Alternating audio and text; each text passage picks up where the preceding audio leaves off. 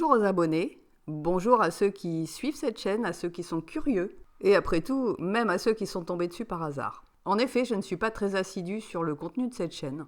J'ai d'autres activités, et surtout je prends le temps de vivre, et le recul nécessaire sur ce que je poste. Néanmoins, la résilience reste mon leitmotiv. Alors voici ce que je vous propose. Parce qu'après tout, je suis comme vous, je n'aime pas m'ennuyer, je n'aime pas les redondances. Et quelque part, j'aime bien la prise de risque. Alors ce que je vous propose pour les prochains podcasts, eh bien c'est une lecture.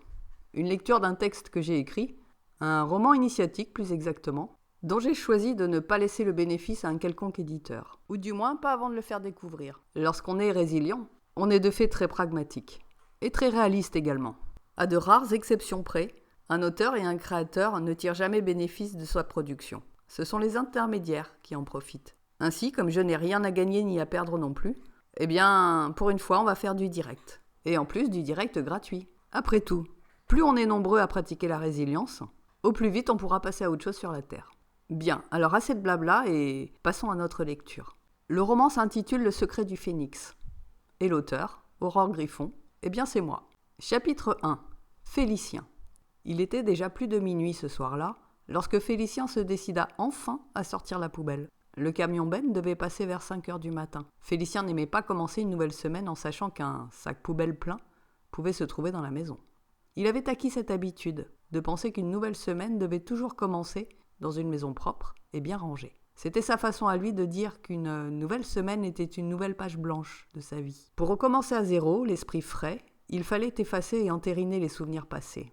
On ne peut jamais prétendre à du nouveau si on n'a pas achevé et remercié ce que l'on était en train de faire les jours précédents. Selon Félicien, tout ce qu'il avait fait dans sa semaine, y compris l'inventaire de ses repas, devait donc être rangé dans la boîte du passé. Une semaine était son rythme. Puisque Dieu avait créé le monde en 7 jours, Félicien s'était dit un jour qu'il pourrait s'en inspirer pour se construire une belle vie toute neuve, chaque semaine. Chacun fait avec ce qu'il a et ce qu'il est après tout. Félicien n'était pas un dieu ni un saint homme, et encore moins un exemple à suivre. Il se considérait comme un simple citoyen de la terre, venu, on ne sait trop pour quelle raison, faire l'expérience d'être Félicien. Cela lui avait largement suffi jusqu'à présent. Il était une de ces personnes discrètes et sans relief particulier, mais il avait vécu déjà 1000 vies en vérité. Félicien avait été jusqu'au bout de ce qu'un humain normal puisse jamais réaliser dans sa vie. Il avait vécu, quelques années auparavant, une expérience extraordinaire. Félicien avait vu l'autre côté du voile. Il était rentré à la maison, avait fait un reset complet, s'était régénéré à la grande lumière, et puis était revenu. Il ne put jamais vraiment s'expliquer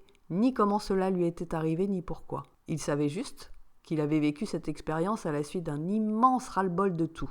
Il avait lâché la rampe, lâché prise comme on dit dans le langage spirituel. 3 jours consécutifs de cet état où l'on est sorti de tout désir, de toute volonté, de tout espoir, de toute projection, de tout questionnement. Le miracle avait eu lieu. Il avait senti comme une sorte d'énergie lumineuse lui rentrer dedans, par le haut du crâne, et son cœur avait explosé d'amour, de bonheur, de joie. Son corps était devenu vibrant de haut en bas. Cette sorte d'état d'illumination avait duré quelques semaines. Les plus belles et les plus intenses semaines de toute sa vie. Il n'avait qu'à se poser une question pour en recevoir instantanément la réponse. Il tournait en rond avec un problème récurrent et insoluble depuis des années, et hop, l'intuition parfaite pour le régler lui arrivait à la vitesse de l'éclair. Pour sûr, cette expérience bizarre avait drôlement changé sa vie et sa façon de voir la mort. Il n'en avait plus eu peur depuis, mais cela avait engendré d'autres petits soucis inattendus avec la communauté humaine. Il ne savait plus comment agir et interagir avec les autres, car il voyait que tout ou presque de leur comportement et agissement tournait autour de la peur de mourir. Comment leur expliquer? Comment les rassurer? Comment leur faire comprendre? Or, après tout, était-ce vraiment son rôle à lui d'aller expliquer tout ça? Il avait vécu cela de façon fortuite, sans avoir pratiqué quoi que ce soit pour y parvenir. Il y avait déjà tellement d'informations disponibles partout sur le sujet. L'éveil spirituel, les expériences de mort imminente, les expériences de sortie de corps, les extases mystiques. Toutes ces choses racontent ce qu'est la mort, le passage de la mort, la grande lumière régénératrice, et ce que l'on peut trouver derrière le voile. Il n'avait pas besoin d'y ajouter son grain de sel. Sa place n'était pas là, elle était ailleurs. Félicien aurait tellement aimé partir pour de bon le jour où il avait été touché par cette grâce. Mais il lui fallut bien se rendre à l'évidence que ce n'était pas encore son heure. C'est depuis lors qu'il s'était discipliné à être toujours prêt et qu'il faisait en sorte de laisser sa maison et ses affaires en ordre, chaque fin de semaine.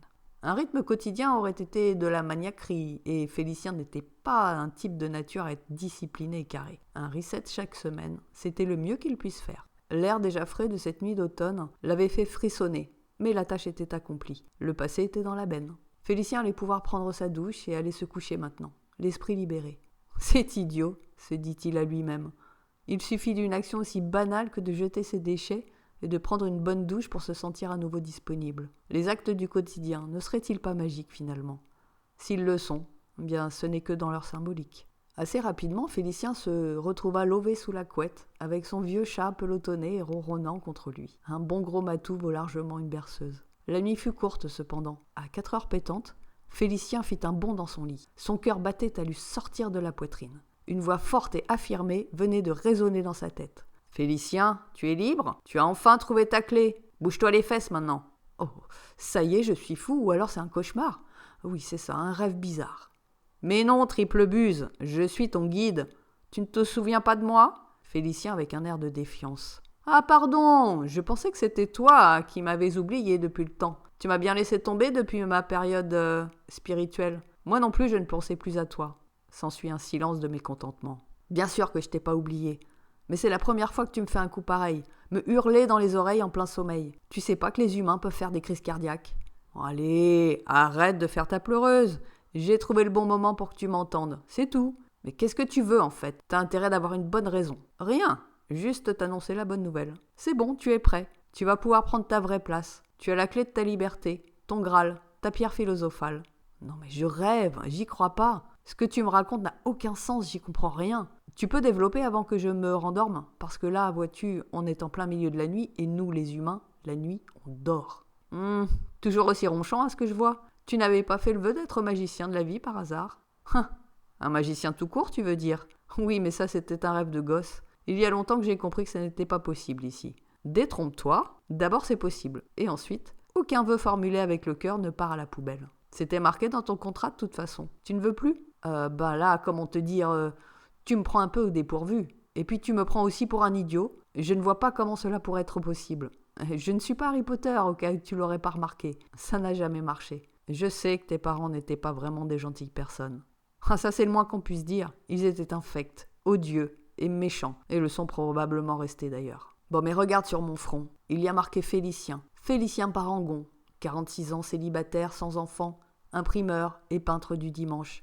Propriétaire de Monsieur Minet, chat de gouttière de 10 ans, résident 27 de la rue Rose. Ça te suffit comme CV pour comprendre que je n'ai pas une cicatrice sur le front en forme d'éclair? Tout est possible, Félicien. Point d'interrogation. Interloqué. De l'autre côté, tout est possible. Chez toi sur la Terre, il y a une certaine adaptation à trouver. Mais tout est possible également. Tu peux développer? Ok. Tu voulais être magicien. Un vrai magicien. Pas un illusionniste. Vrai ou faux? Vrai. Et c'était ta première idée quand tu étais gamin. Parce que c'était la raison qui t'a motivé à descendre sur la Terre. À t'incarner, quoi. Vraiment? Quelle drôle d'idée. Pas si stupide, je te l'assure. Tu avais envie de réenchanter ce monde qui te paraissait si triste, si décevant d'un point de vue humain. Tu avais envie que la magie d'ici, des autres mondes, puisse aussi venir sur la Terre pour allumer de nouveaux cœurs, tout flétris et tout cabosser des terriens. Tu m'étonnes qu'il y ait un problème avec la joie et l'amour ici. Un sérieux problème, je te le confirme. Tu te souviens de ce que tu as ressenti quand on le tient de cœur lorsque tu... Ah oui, ça, je ne l'oublierai jamais. J'étais redevenu moi. Eh bien, être magicien de la vie, c'est donner l'opportunité d'un petit aperçu de ce que tu as ressenti. Mais aux autres, tu vois? Pas trop pour l'instant. En fait, je ne vois pas comment on peut faire ça. Félicien, le comment est notre affaire de l'autre côté. Ton affaire à toi, c'est de communiquer pour que les sourds puissent nous entendre. Ils ont besoin de désirer l'impossible pour le rendre possible. Tu ne croyais pas que l'impossible pouvait se produire dans ta vie, et pourtant. Mais je n'ai jamais désiré ce qu'il m'est arrivé. Je ne savais même pas ce que c'était. Comment aurais-je pu désirer une chose que j'ignorais? Tu l'as désiré avec le cœur? Pardon. Te rappelles-tu à quel point tu aimais ces histoires paranormales et extraordinaires que les filles de ta nounou te lisaient? Tu adorais ça. Oui, et alors, je ne vois pas le rapport. Tu n'avais pas commandé toute la panoplie du parfait magicien à l'âge de 5 ans? Oui, mais ça, c'était pour transformer ma mère en crapaud et mon père en canari. Ça, je sais pas, j'ai coupé les ponts depuis longtemps. Ils sont très âgés maintenant et je n'ai toujours pas envie de les revoir. Tu n'y es pas obligé, si c'est ton choix. Tu as tes raisons, en effet. Nous savons que tu ne leur en veux pas vraiment, malgré ce qu'ils ont pu te faire endurer. Non, je suis en paix avec ça. Je les laisse réfléchir. Je préfère mener ma vie en paix et sans eux. Je comprends. Et te souviens-tu des émotions que tu as ressenties lorsque tu lisais tes livres inspirants, comme tu les nommes? Oui, c'est vrai que certaines lectures ont eu un grand impact sur moi. Tu as désiré devenir un alchimiste, Félicien. Je ne te donne pas tort, c'est exact. C'est agaçant avec vous les guides. Vous savez tout sur tout. On ne peut rien garder secret. Nous savons tout, en effet. Mais nous ne nous ingérons jamais dans vos affaires intimes. Nous vous laissons expérimenter. Et parfois, nous vous aidons à ne pas trop vous égarer. Que veux-tu dire par là? Rappelle-toi, à chaque fois que tu t'es miraculeusement sorti d'un traquenard, d'une mauvaise posture, d'un gros danger. Oula, ça m'est pas arrivé qu'une seule fois en plus. J'ai toujours été rattrapé au vol, comme on dit. Toujours eu de la chance dans mon malheur. C'était toi? Pas que moi. Tu nous as donné pas mal de fil à retordre, mais ce qui est écrit est écrit. Et notre rôle est de faire en sorte que tout soit respecté à la lettre. J'ai peur de ne pas bien comprendre. Vous ne respectez pas mon libre arbitre? Bien sûr que si. Nous respectons tous vos choix et vous laissons expérimenter la forme. Mais lorsqu'il n'est plus temps de cette expérience, ou qu'elle devient compromettante pour votre vie, nous intervenons. Nous t'envoyons des signes, des rêves, des opportunités, des perches quoi. À partir d'un désir de changement, tout est recalculé ensuite pour te remettre sur la meilleure route possible. Une sorte de GPS à l'échelle universelle. Bon, laisse tomber, c'est trop compliqué. Non, c'est intéressant au contraire. Tu peux m'expliquer ce que tu appelles désir? Le désir pour nous n'est pas votre intention ou votre souhait, ou encore votre supplique. Un désir, c'est un appel du cœur, un appel d'amour. C'est ça qui produit une vibration. Vos désirs d'ego ne sont pas nos affaires. Ce sont celles qui vous regardent pour vos expériences. Le cœur, c'est autre chose. C'est une vibration qui s'imprime, monsieur l'imprimeur. Ouais, ok, je vois. Maintenant que j'ai fait cette expérience du cœur qui explose, je comprends la différence. Alors, ce que tu veux me dire est que mon cœur a vraiment demandé que je devienne magicien. Oui, Félicien, magicien. En rassemblant toutes tes expériences, tes apprentissages et tout ce qui t'a fait vibrer, ça se traduit sur Terre par alchimiste. Alchimiste magicien, si tu préfères. Tu as la clé pour te transformer de l'intérieur. Et c'est ça qui va rendre magique l'extérieur. Ça y est, tu es prêt à devenir celui que tu as toujours voulu être. Je te laisse quelques jours pour intégrer. Et si tu es toujours d'accord, on va pouvoir passer aux travaux pratiques. Allez, bonne nuit Félicien. Ouais, bonne nuit. Je ne sais pas si je vais pouvoir me rendormir après tout ça. Je vais essayer. Demain est un autre jour. La clé. Mais quelle clé? Il n'y a vraiment qu'à moi qu'il arrive ces histoires de dingue. Bon, de toute façon, je commençais à m'ennuyer ferme ces derniers temps. J'avais besoin d'un peu d'aventure. Bon sang, je m'ennuie tellement dans ce monde. Depuis mon expérience extraordinaire, j'avoue que la vie de Moldu est bien fadasse. Toujours la même chose. Des conflits, des guerres, des misères, des aberrations, des saccages, des égos bouffis d'orgueil, partout, des dominants et des dominés. La Terre est un carnage sans fin. On n'est pas près d'avoir la paix. La paix, mais j'en rêve depuis que je suis môme. Et quant à l'amour, depuis que je sais ce que c'est et ce que ça permet, je vis dans cette nostalgie de rentrer à la maison et de ne plus en repartir. Oui, voilà, c'est de ça dont je vais rêver et nourrir ce qui me reste de ma nuit. Allez, bonne idée, ma maison du paradis. Je vais ressentir à nouveau ce qu'est d'être rentré chez moi. C'est sur cette pensée que Félicien finit par se rendormir. Voilà, si vous êtes curieux d'écouter la suite de l'histoire, et il y aura un enregistrement par chapitre, eh bien, je vous conseille de vous abonner parce que si vous comptez sur YouTube, ça va partir aux oubliettes. C'est à vous de voir, suite au prochain épisode.